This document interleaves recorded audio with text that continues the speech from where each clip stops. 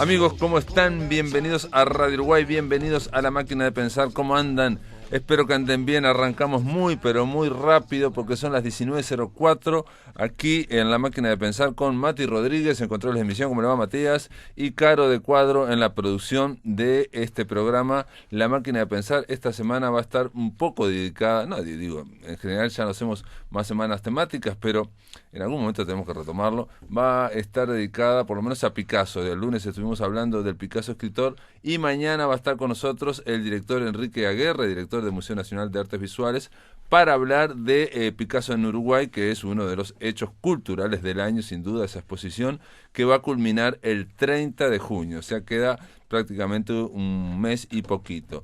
Pero ahora vamos a hablar de poesía, vamos a hablar de poesía japonesa hecha en Uruguay, los haikus. ¿Cómo andás, Nedi Varela? ¿Andás bien? Muy bien, y gracias por darme este espacio para poder hablar un poco de estos lindos haikus que bueno, que me apasionan realmente. ¿Te apasionó esa forma japonesa del haiku, que es muy breve, donde este libro que se llama Breve Asimetría, y que viene prologado por Rafael Courtoisí, nada menos, que es alguien que conoce el tema, y el tema del género de haikus, que es una forma japonesa, pero que tiene una larga tradición en América Latina, ¿no? Sí. O sea, desde principios del siglo XX, que ahora no sé Tablada, exactamente. que fue Con el Tablada, que comenzó el mexicano. la traducción empezaron. impresionante, Sí. digamos, la forma que impuso, ¿no? El Uh-huh. haiku en América. Claro, después de Octavio Paz, un Sí. montón de digamos, ¿no? Borges, otros, digamos, que desarrollaron lo que sea el haiku en castellano, en español, que tiene sus características también, ¿no? Sí, tiene. En su momento, Alfredo Freccia hizo un libro de Senryu, que son como... Son parecidos a los, seguro, no es haiku, es, No. digamos, es un poco más al libre albedrío, Uh-huh. pero bueno, igual vale el Uh-huh. digamos, apostar a ese tipo de poesía también.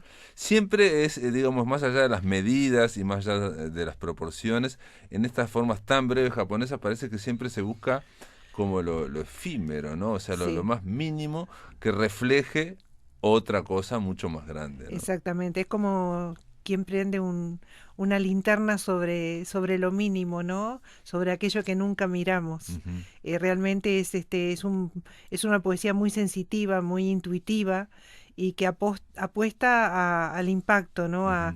A esa sensibilización y esa mirada diferente sobre todo lo que nos rodea.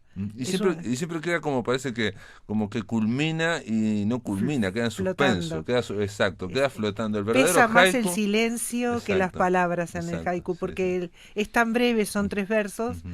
que pesa muchísimo más el silencio. Y hay que prepararse para leer los haikus. No es de cualquier manera, sino que no. tenemos que estar con una paz interior, ¿no, verdad? Para que de alguna forma llegue a nosotros. Uh-huh.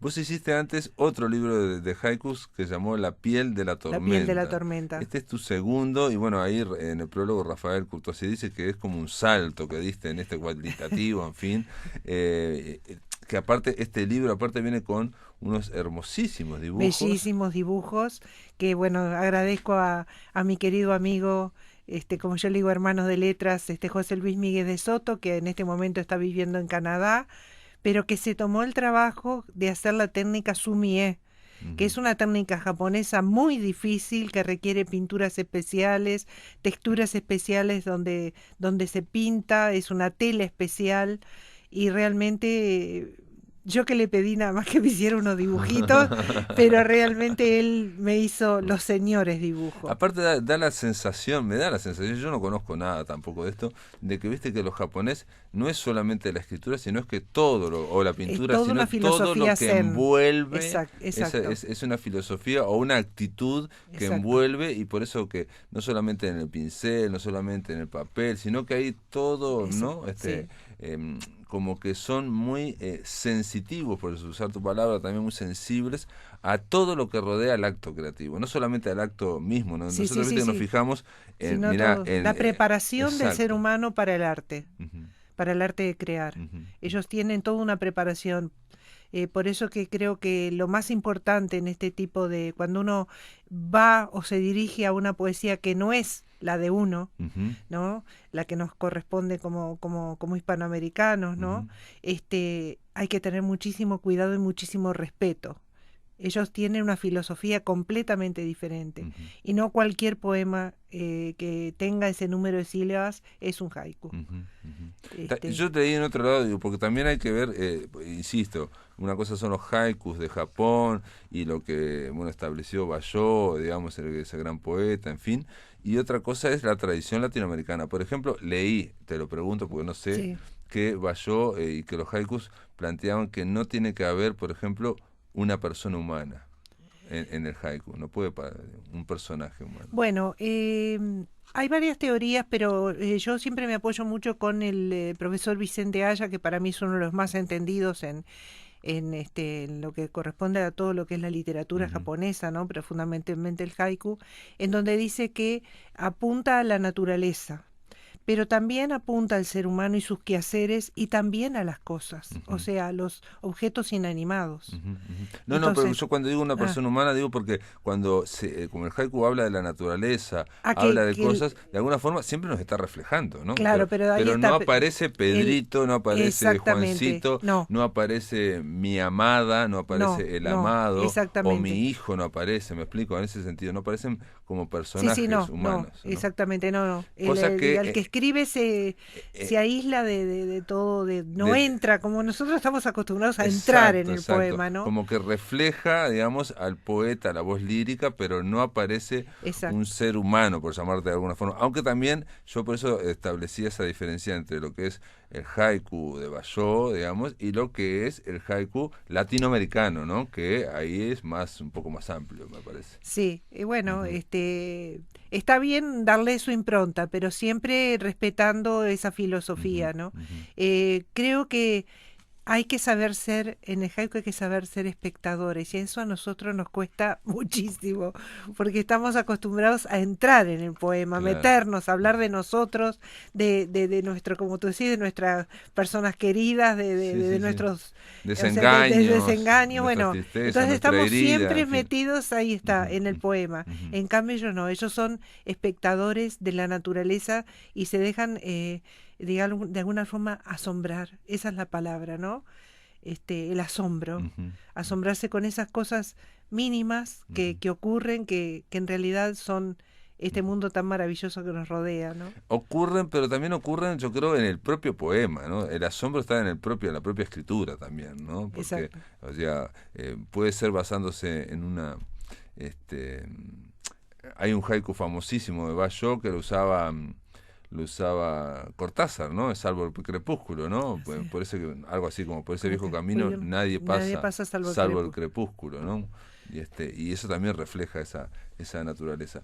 ¿Nos podés leer alguno? ¿Tenés alguno favorito de este último libro tuyo que se llama Breve Asimetría? Una de las cosas que plantea Rafael Courtois, yo estoy de acuerdo, es que el título mismo, Breve Asimetría, tiene que ver con eso de que lo infinitamente pequeño refleje lo infinitamente grande. Hay una Exactamente. simetría, pero a la vez hay como una correspondencia. Como una correspondencia. Bueno, el libro tiene tres partes. Breve Ujú, asimetría, que es el título del libro, Naturaleza viva y Andar de Jin o de ujú, Jin. ujú. ¿Y eso Eh, qué es andar de Isis? Yo lo leí, pero no sabía. bueno, Eso no sé qué es. ¿Qué significa? digamos, como yo tomo como si fuera un poeta, un Aijin, Mm. que va caminando y va reconociendo en Ah, su el camino. Haijin es el que El hace Haijin, haikus. Eso es lo exactamente, que es preguntaba. el que, ahí Perfecto. está, es el que, El andar del Haijin es el que hace el claro, por caminante. ejemplo, ahí está, por Ujú. ejemplo, en ese parte del libro dice, quedó en la mesa, grulla de papel, colorido origami. Mm, Lejos, las bombas, con los bueyes del niño, ara la tierra. mm.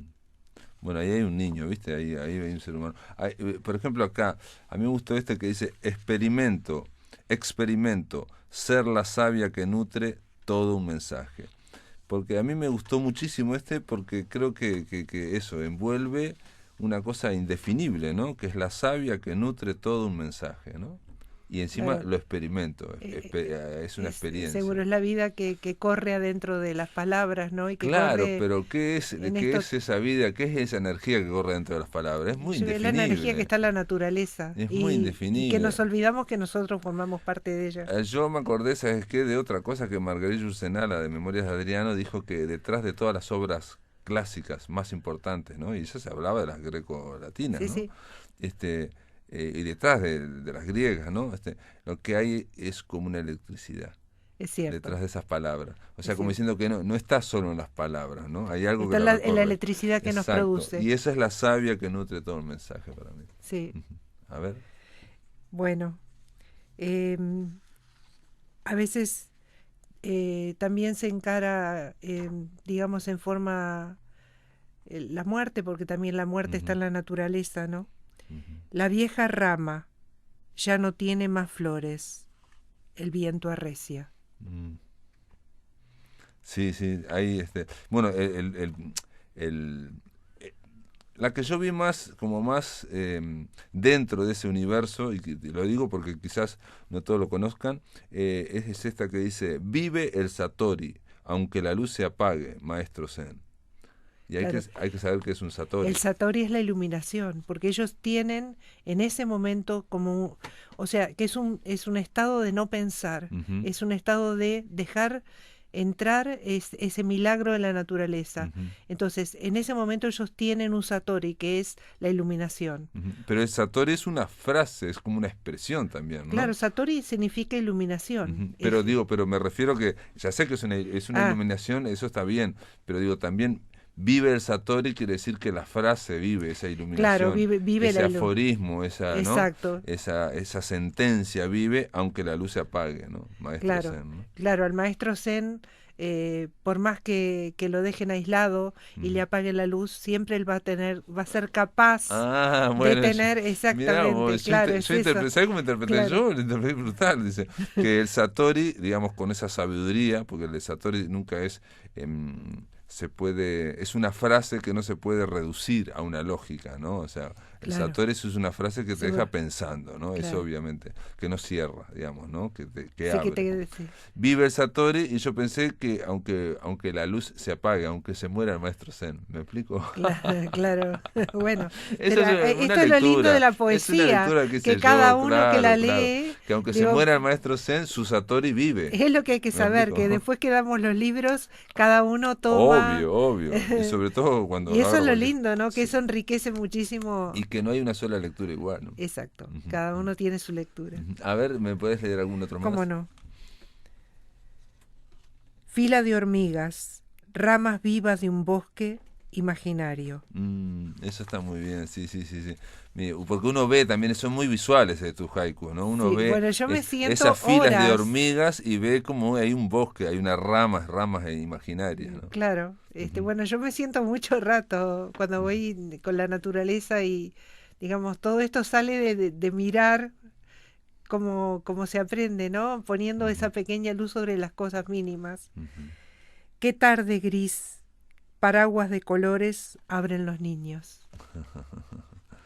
Bueno, aquí hay uno que habla de la familia, también del nido de la familia, en la página 30, mm, que dice así, se balancea sobre mínima rama, nido, familia, ¿no? Como que está todo muy pendiente, ¿no? O que es terrible, de la muerte, ¿no? Dice, pichón caído, hasta su cuerpo llegan oscuras moscas.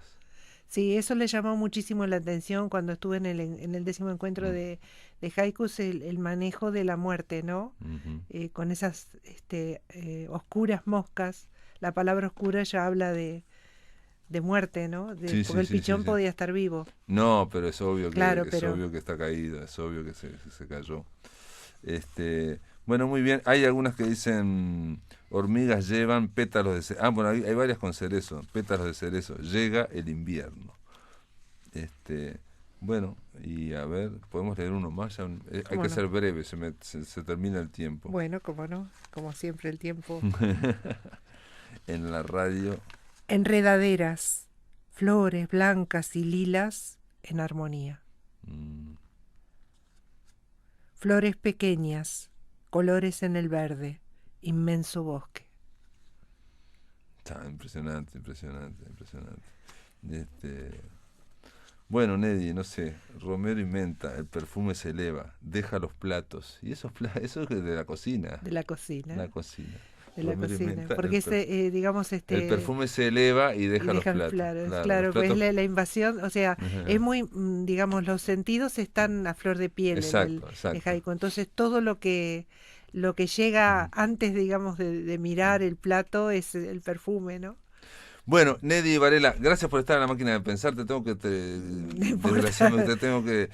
El libro está en casi todas las librerías, así que se pueden comprar. Breve Asimetría, está editado por Rumbo Editorial, es muy lindo, es un libro apaisado, digamos, un libro pequeño, como corresponde, y que está con unas bellísimas ilustraciones de Neddy Varela, no son de Neddy Varela, son de... José Luis Míguez de Soto. Gracias por estar en la máquina de pensar. No, muchísimas gracias a ti. Amigos, ahora en la máquina de pensar, ustedes ya lo saben, se lo he comentado varias veces, el año pasado estuve en México, en la Feria del Libro de Zócalo, y ahí estuvo el tercer encuentro iberoamericano de microficción, y hubo muchos escritores que leyeron sus microficciones. Vamos a oír ahora una parte de ellos. Es licenciado en Letras Hispánicas por parte de la Universidad Autónoma Metropolitana del plantel Iztapalapa, autor del poemario 20 poemas de la furia y una nota de esperanza, y las colecciones de minificción La Oficina del Olvido y los libros y la noche que publicó el año pasado. Sus cuentos, poemas y minificciones circulan en diferentes medios digitales, de los cuales se puede destacar la revista mexicana de literatura fantástica de terror que se llama Penumbria. Actualmente Andrés Galindo se dedica a escribir con luz y cuerdas. Adelante. Hola, buenas tardes. Sí se escucha bien. Voy a leer 3 minis del último libro, Los libros y la noche. Algo hay ahí. No dejaban de zumbarle los oídos, por eso se rascó con un dedo, un cotonete, un alfiler, un cuchillo, un revólver. El 2. Historias febriles de José Eutanasio. 1. Hoy he escrito una carta de amor. Discretamente la he arrojado por debajo de la puerta. Al regresar del trabajo abro y la miro. Al fin la felicidad ha venido a verme. Me digo y leo fingiendo sorpresa y alegría. Luego, como ya es costumbre, me he puesto a llorar desconsoladamente. Lo vas a dejar, ¿no? 2. Este 14 de febrero recibí, no sin emoción, 3 veces en mi muro de Facebook, 2 abrazos por email, una llamada telefónica de mi madre, una admonición de mi casera y una bofetada de la chica de al lado. Ninguna carta de felicitaciones tocó a mi puerta y ningún par de manos ajenas descubrió el territorio inhóspito de mi espalda. Gracias.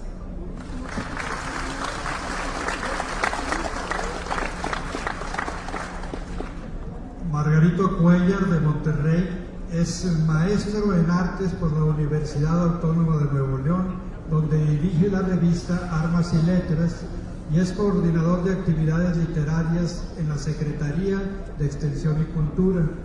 Coordina el Centro de Escritores de Nuevo León. El libro Las Edades Felices obtuvo en 2014 el Premio Iberoamericano de Poesía para Obra Publicada, convocado por el INBA y el Gobierno de Tabasco. Es autor de 20 libros de poesía, del volumen de cuentos Los Riesgos del Placer y del libro de aforismos El Sueño de la Sombra y Spontilus. Miembro del Sistema Nacional de Creadores desde el 14 hasta el 16. Adelante, Margarita. Gracias, buenas tardes. Bueno, yo les he comentado aquí a mis amigos que están por allá y que están por aquí. Me siento como esos jugadores, como esos aficionados en los juegos de fútbol que se brincan y salgan a la cancha y luego ya nadie lo saca de ahí y dice que yo realmente escribo poesía, y a veces hago poesía en prosa y aforismo, y entonces a veces las fronteras son muy casi invisibles. Unos textos de una serie que se llama Venganzas, con un epígrafe de Leonardo da Vinci que dice: se verá a los muertos transportando a los vivos en varios lugares, en carros y barcos. Bueno, ese epígrafe no cuenta todavía como uno, y realmente mis textos son muy pequeños, entonces se puede tomar la licencia de leer unos 5 que son muy pequeñitos. Venganza de la nuez. El hombre, torturado por los dientes de un tigre, rota su cabeza por martillos y triturado su cuerpo. Venganza de la silla, la mesa y similares. Arderá el hombre, serán sus gritos y la risa del fuego única venganza. Reencarnaremos en árboles y el hombre será solo cenizas. Venganza de los días. Naceremos mañana, a ti te espera una muerte lenta, a nosotros la luz. Venganza del paraíso. La inflación no es exclusiva de la tierra, no es la altura privilegio de nadie. Los muertos pagan impuestos. Venganza de los metales. Al salir de nuestra cueva oscura, conduciremos al hombre a estados de desesperación, ansiedad y peligro. Tomaremos la calle, induciendo al crimen y a la usura. Gracias.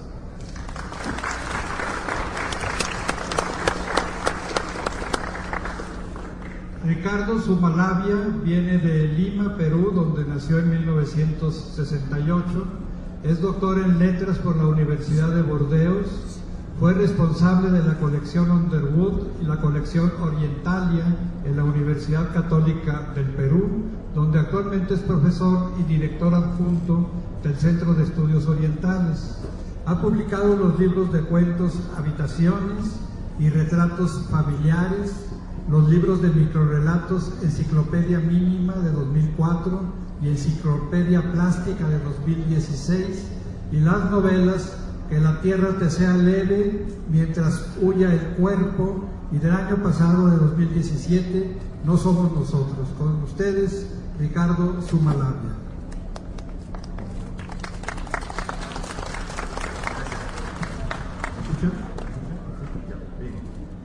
Muchas gracias por la invitación, por estar aquí. Yo voy a leer 3 textos breves, aunque debo precisar que me saldré un poco de la norma. El primer texto es una poética, una suerte de poética. Pentálogo personal. 1. Fíjate en un punto, una imagen, un hecho, una idea, y cree que la Odisea se condensa allí. 2. Imagina que eres Odiseo y que las sirenas son los demás géneros.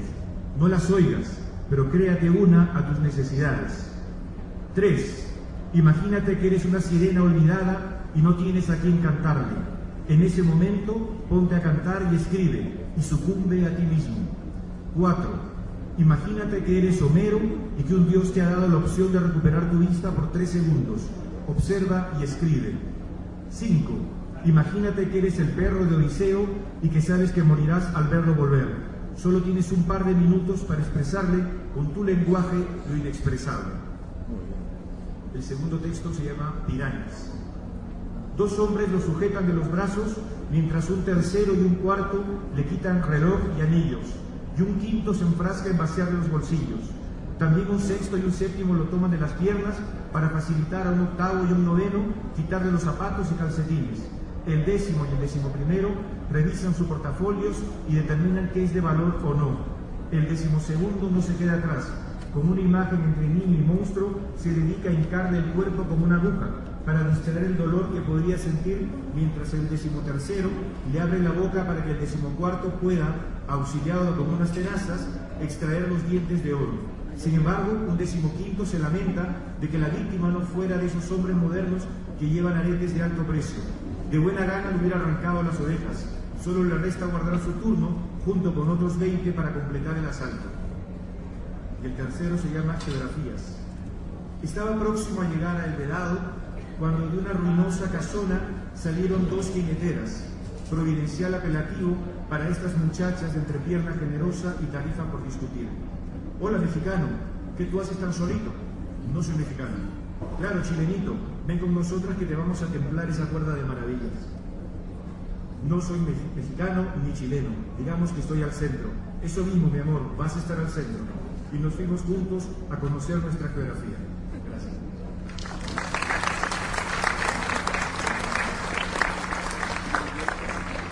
Bueno, vamos a una segunda ronda de lectura de minificciones. que pueden leer 3 o si son muy breves 4 o 5, empezando por Miguel Ángel Godínez Gutiérrez.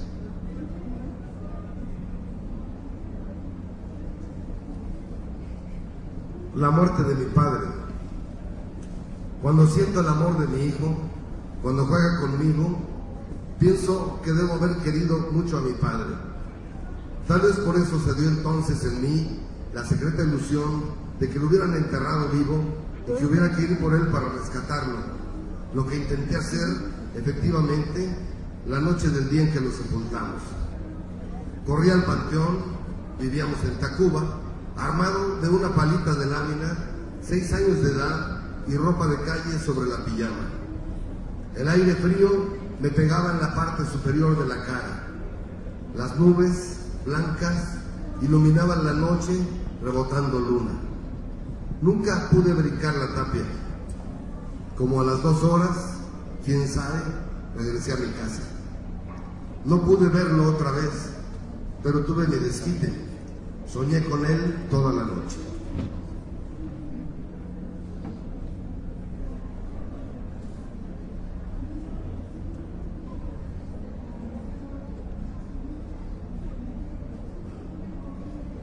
La vela y la flama.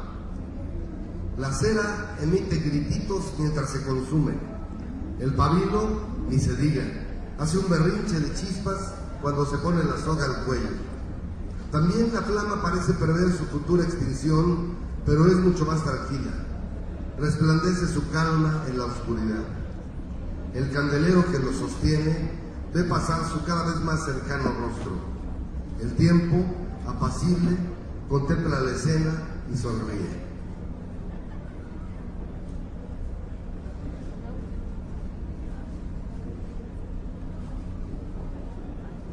Adivinanza esotérica. Imagina que alguien me dijera: te hablo desde el siglo XVIII, soy tú mismo hace 200 años, y que tú y yo estuviéramos escuchando una obra de Wagner en el estéreo y que yo me dijera: Wagner vivió en el siglo XIX, no en el XVIII, ¿de quién sería esa voz? Y que luego me escucho decirte: no te conozco, te pido que me permitas mirarte a los ojos una media hora para imaginar una tú mía, y que después te viera, y luego consultara el diccionario y confirmara que Wagner no vivió en el siglo XVIII. ¿Qué pensarías de mí? ¿Creerías que te amo o que quiero amarte, o las dos cosas? Muy probablemente, o lo que es lo mismo. Sueño. Ahora te presiento deshebrándote la piel. Te acercas al recuerdo con los ojos cerrados y al tocar tu mejilla recuerdas una noche en que el silencio mandaba la realidad al diablo. Mírame bien, dijiste, porque esta es la última vez que me verás desnuda. Gracias.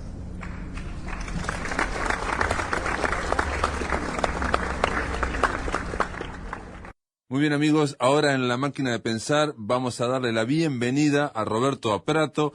Él es el autor de Impresiones en Silencio, que se presenta este viernes, amigos, en el Museo Nacional de Artes Visuales a las 19:30. ¿Cómo andas, Roberto? ¿Andás bien? Muy bien, muy bien. ¿Y vos? Muy bien, por suerte. Roberto Aprato, 19:30. 19:30, y vas a estar conversando con el editor. Sí, es bueno decir que además no se vengan muy tarde porque es de 19:30 a 21. A las 21 hay que desalojar, ¿eh? Sí, bueno, la idea es, digamos, empezar un poquito después de las 19:30, ¿no? O sea, sí, pero no mucho más porque hay que cerrar ahí. Y conociéndolo a Roberto Aprato, ustedes lo conocen, amigos, por La Máquina de Pensar, por Viromes y Servilletas, entre otras columnas que hizo aquí en este programa. Sí. Roberto Aprato es muy sintético y, bueno, sus presentaciones no son muy largas, o sea que son entretenidas, concisas y no muy largas. Esperemos, sí. Y en el caso de este hombre llamado Gustavo Wojciechowski Macachín, tampoco es un nombre que converse muchísimo. Yo le pedí a él para hacer una presentación así, para que no sea un plomo, digamos, de lectura larga de un ensayo, que a veces puede funcionar. Y en este caso se da la circunstancia de que Impresiones en Silencio tuvo una primera edición, ¿no? Sí, cartonera. Sí, y tuvo un solo crítico que fue Ramiro Sanchís, hace ya 7 años, una excelente crítica que hizo en la diaria del libro tal como estaba, pero me temo que fue el único, ¿no? Claro. O sea que no, ese libro no tuvo mucha salida. Y bueno, por eso fue que procuré volverlo a presentar, pero en realidad yo le había pedido a Ramiro mismo que me lo presentara, pero yo quería abrir un poco el juego y hacerlo ágil también, ¿no? Perfecto. Hay que decir que sí, que Impresiones en Silencio es este libro. Ahora vamos a hablar de él, que está editado por Yagurú, Gustavo Wojciechowski, el Maca. Es el que hizo el diseño, bueno, el encargado de la editorial Yagurú, y que este libro también tuvo una edición, vos decís hace 7 años, yo no pensé que había pasado tanto, en la editorial cartonera que dirigía Diego Recoba en su momento. Exactamente, sí. Que cerró lamentablemente hace un tiempito. Y en aquella edición yo la tengo, pero no la busqué ahora. Yo me acuerdo de haberlo leído y haberte dicho en su momento que cada texto, porque estos son autores, y figura, aquí pusiste por ejemplo Félix Berto y Nadie encendía las lámparas, ¿no? De lo que vas a hablar. ¿En aquella edición era lo mismo? En aquella edición no tenía el nombre del texto, decía simplemente el nombre del autor. Félix Acá Berto, puse un decía. poquito más bueno y puse el nombre del texto mismo del cual arranqué, ¿no? Porque no quiere decir que hable solo de ese texto, pero claro. ese es el estímulo. Perfecto, pero entonces, por ejemplo, vemos a Godard, Jean-Luc Godard, y dice Elogio del Amor. Sí. O, por ejemplo, bueno, a Parra y dice El Hombre Imaginario, o Nieve. Yo me acuerdo que en su momento creo que te dije que habría que poner los textos, o por ejemplo Hitchcock e Intriga Internacional, porque Hitchcock tiene muchísimas películas y realmente para mí era necesario. En cambio, en aquel momento apostaste a no incluir, por ejemplo, decías Hitchcock y no decías de qué películas. Sí, no. Porque era igual para todos. Si no ponía para uno, no ponía para todos. Pero en esta vuelta, sí, lo hice. ¿Y por no qué? No haré más nada que eso, ¿no? Porque tampoco es todo Intriga Internacional. No. Por ejemplo, es solamente una famosa escena de la avioneta fumigadora, que ya todo el mundo la conoce, en Intriga Internacional. Intriga Internacional es el título que tuvo acá. Ahora ya nadie más sabe que es Intriga Internacional, ¿no? Con la muerte a los talones también se le Sí, dice. ese es el título español, pero digamos, el título con el cual se estrenó en Uruguay y en Argentina fue Intriga Internacional. Sí, North by Northwest. By Northwest, sí. Hay que decir que este libro, yo puse, digamos, en la gacetilla de La Máquina de Pensar, que el libro es una combinación o ensayo y la poesía a través de una memoria personal, ¿no? Sí. Obviamente es un libro inclasificable, por eso, digamos, esta definición que yo puse le puede caber como cualquier otra, ¿no? Porque realmente es como si vos estuvieras recorriendo de educación sentimental, una memoria personal de impactos que hicieron en vos, por ejemplo, esta película, Intriga Internacional de Hitchcock, o yo qué sé, o cualquier otra, Parra, El Hombre Imaginario, Nicanor Parra, ya lo mencionamos, o Borges, el cuento La Espera, que me llamó la atención, yo no me acordaba. Sí. ¿No te llamó la atención? Me llamó la atención. Es uno de los cuentos que más me gusta, por eso. Me llamó la atención que fuera lo que más te gusta, porque digo, no es de los más arquetípicos, digamos, de Borges, ¿no? Pero para lo que yo quería, sí. O sea, hay una cosa muy subjetiva, no te explico. O sea, yo parto de una situación muy subjetiva, muy personal, que es el uso de los textos para poder escribir sobre ellos, ¿no? O sea, a partir de la descripción, hay mucha descripción de lo que hay ahí, de lo que se ve o de lo que se lee, porque son películas y acabo de aclarar, no son películas y libros. Sí, son películas y libros. Es literatura y cine, que es lo mío, que es lo que me gusta a mí. Entonces, bueno, uno es un tipo limitado, entonces tiene determinado repertorio de cosas que le gustan mucho, que lo han estimulado mucho a lo largo de su vida, algunas que descubrí en ese tiempo, como por ejemplo la novela de Laszlo Krasnaorkai, Melancolía de la Resistencia, o la película de Naomi Kawase, Yara, algunas cosas nuevas y otras cosas que para mí ya eran muy conocidas como Malarmé o Medina Vidal. Pero en cada caso es pararme delante del texto y empezar a describir y a reflexionar. Por lo tanto, es a la vez un ensayo y una descripción o una narración de lo que hay ahí adentro. A mí me resultó muy lindo escribir eso. Te digo que probablemente haya sido, o sea, el libro que más me ha gustado escribir. Uh-huh. Lo que pasa, yo decía una memoria también porque, digo, parte de, digamos, una vertiente muy importante en tu narrativa es la vertiente autobiográfica o autoficcional, si se quiere, y en este caso, de alguna forma, por más que estamos hablando del ensayo, de reflexión, aquí hay autorretrato intelectual de Roberto Apperato. Pero muy bien, sí. Yo no lo pensé así, pero ahora que lo decís, tenés razón. O sea, yo nunca digo yo tal cosa, ni yo tal cosa, ni cuando vi esto, ni cuando... Es decir, yo no era mi intención, ¿no? Pero evidentemente sí, es inevitable que sí. Sí, porque es una selección de gustos o de cosas que realmente te impresionaron, impresiones en silencio, se llama este libro, te impresionaron y bueno, lo que, digamos, culturalmente, artísticamente, ¿no? Sí, y lo escribí en muy poco rato, o sea, muy poco tiempo, y te cuento que cuando llegó el momento de hacer esta segunda edición que se me ocurrió, y le dije a Maca y me dijo que sí, yo agregué 6 textos, hay 6 textos que no estaban en la primera, y esos 6 textos me llevaron un mes, o sea, yo lo hice con mucha rapidez porque es como pasarme en limpio a mí mismo, ¿no? Claro. Es como ver qué es lo que tengo en la cabeza con eso y darle. Pound, yo lo conozco mucho, lo he leído mucho, me gusta mucho y bueno, lo metí, o David Lynch, o Foster Wallace.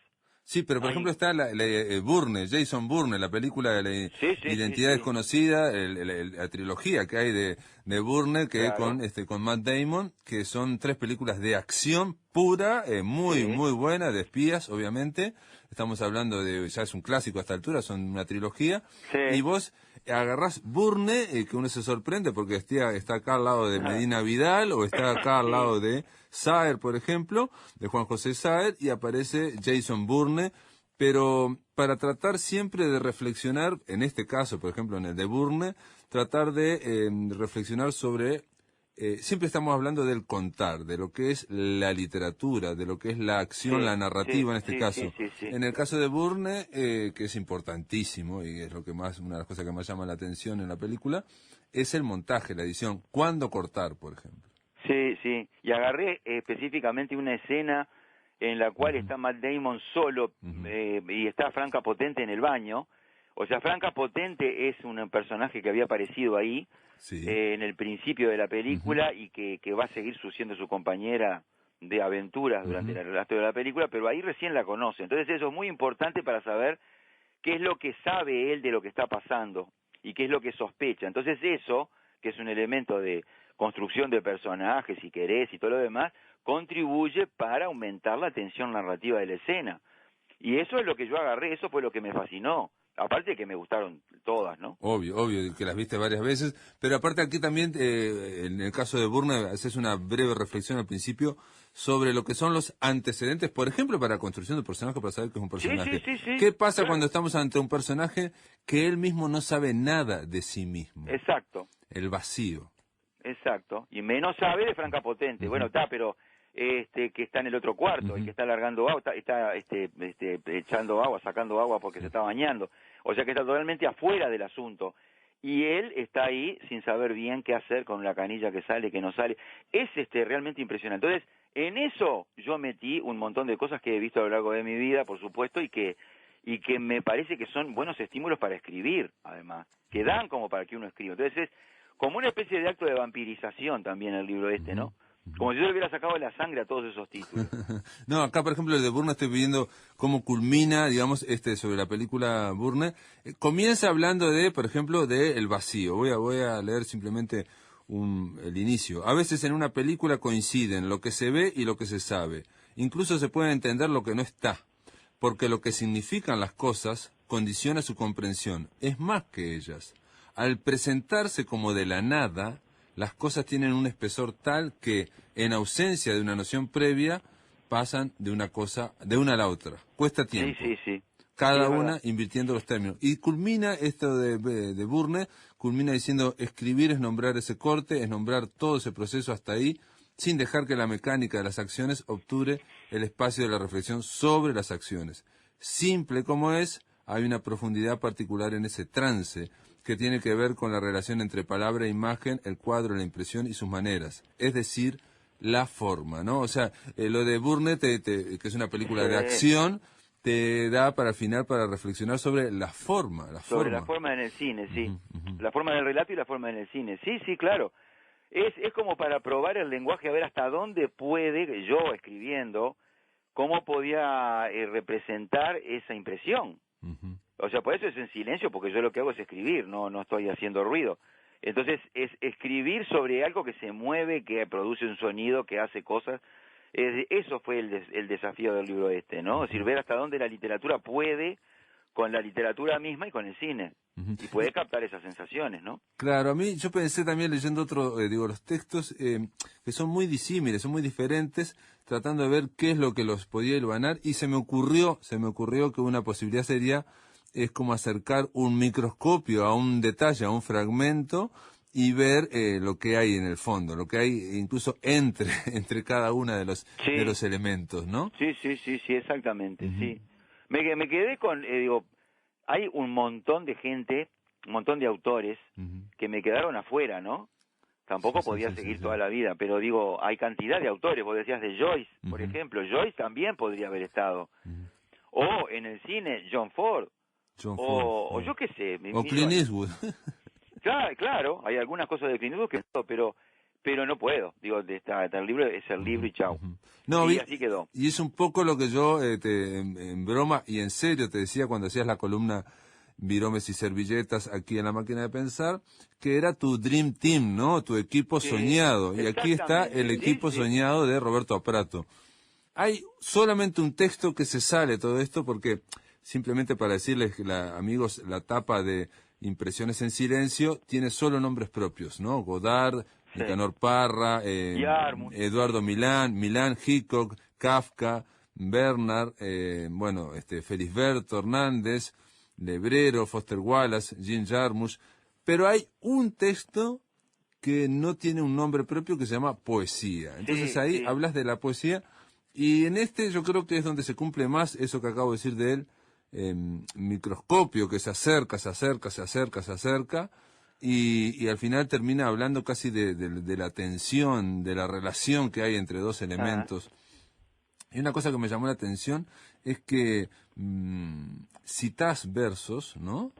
Sí. Que obviamente son versos que te impresionaron y que tienen que ver obviamente con ese autorretrato poético, o más bien un autorretrato como espectador, como lector, ¿no? Como espectador, claro, sí. Como consumidor de cultura. Sí, Y bueno, pero los versos que Aprato menciona, dice, ¿y cuál es ese lugar? Está preguntándose acerca de los sentidos y de dónde está la poesía, digamos, en la poesía, ¿no? ¿Y cuál es ese lugar? Podría preguntarse con ingenuidad, el lugar de, comillas, deseoso es el que huye de su madre, comillas, las mujeres comprenden esto, todo hombre es un héroe por el solo hecho de morir, gallos cancionan escarbando en vano, solo el amor y en su ausencia el amor, llegan a la terraza los que van a morir completamente. Vas diciendo distintos versos que para mí, por ejemplo, no me dicen muchísimo, no son versos... Pero para mí sí. No son versos, por ejemplo, inmortales, donde está en un solo verso está condensado todo un poema, ¿no?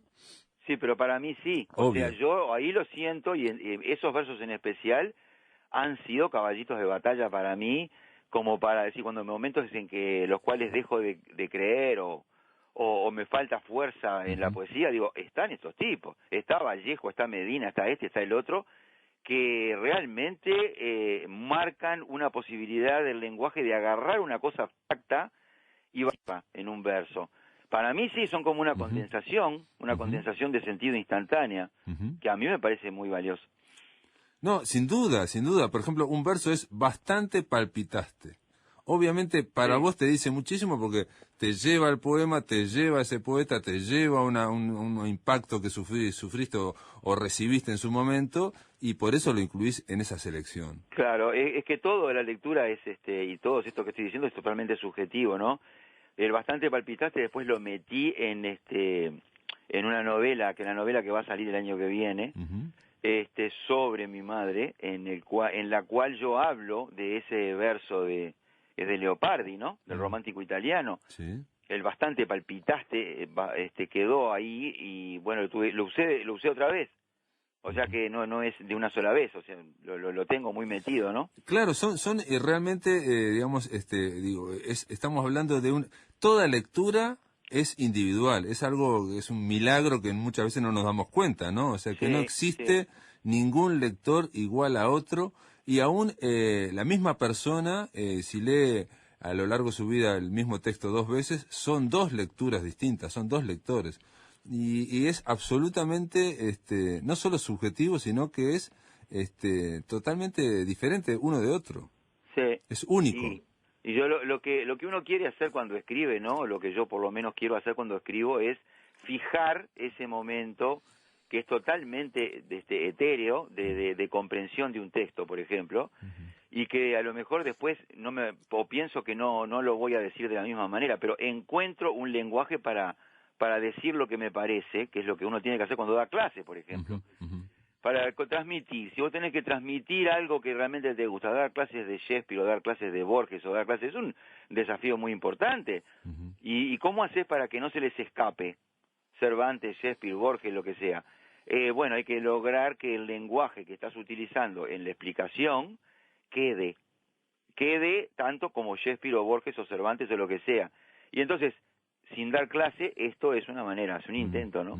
Ahora, lo que yo pensé también cuando leía es que en ese microscopio que se acerca para ver qué es poesía, por ejemplo, en este caso, pero en otros casos para ver qué es narración en el cine o qué es narración en otras disciplinas, bueno, en una novela, por ejemplo. Sí.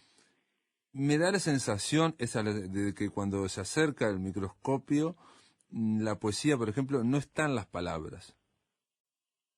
No están las palabras que digo yo, pero están las palabras que puede decir otro al propósito de lo mismo. Lo que dije yo es subjetivo. A mí me da la impresión como que te acercás y empezás a acercarte tanto que terminás hablando de otra cosa que está detrás de esas palabras. Bueno, sí, porque es otra cosa que viene a colación y que esas, además la literatura está hecha así y el cine está hecho así, de arrastres.